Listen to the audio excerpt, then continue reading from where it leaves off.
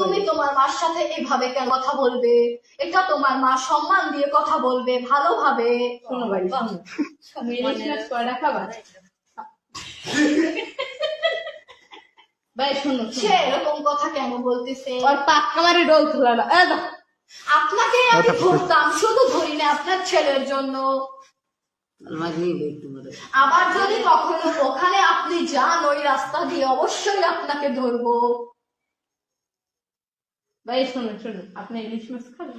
আমি ইলিশ মাছ খেতে চেয়েছি। শুধু ইলিশ মাছ? ইলিশ মাছ ভেজে ভাত দিবে এক বাক্স, মানে এক বল।